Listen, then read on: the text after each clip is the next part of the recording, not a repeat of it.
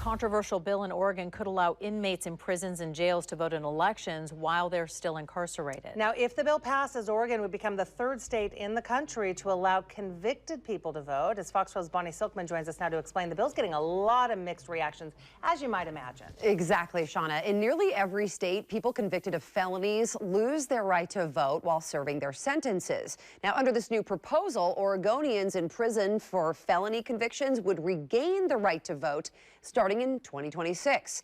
This legislation did take a step forward this week after passing one Senate committee yesterday.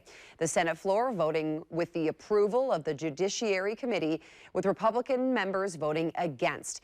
In Oregon and 21 other states, as we mentioned, those individuals regain their voting rights upon release from prison. Now, we are hearing, as we mentioned, a lot of reaction about this from both for and against the idea. Some Democrats in favor saying studies show that individuals who've become engaged in civic activities in prison are less apt to commit more crimes after their release. At the recent hearing, we did hear from a former inmate who is in favor of this bill. When we feel like we are invited to the table, we are more likely to bring something positive to that table and be willing to nurture the community which embraces us instead of feeling ostracized as if society no longer wants us. And we're hearing plenty of opposition as well. Legislative Republicans strongly opposing the measure, with some Republican leaders in Oregon saying some of the prisoners who would be afforded voting rights under the measure have been convicted of serious crimes like murder, assault, rape, and human trafficking.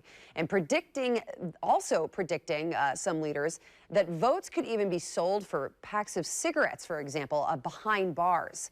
Now, the 3-2 vote in favor of the bill sends it now to the Ways and Means Committee before a vote on the Senate floor. If the Senate passes it, it would then go to the House for consideration. So it still has a ways to go. Now, only 2 other states, Maine and Vermont, along with Washington, D.C., allow convicted people currently to vote while still incarcerated.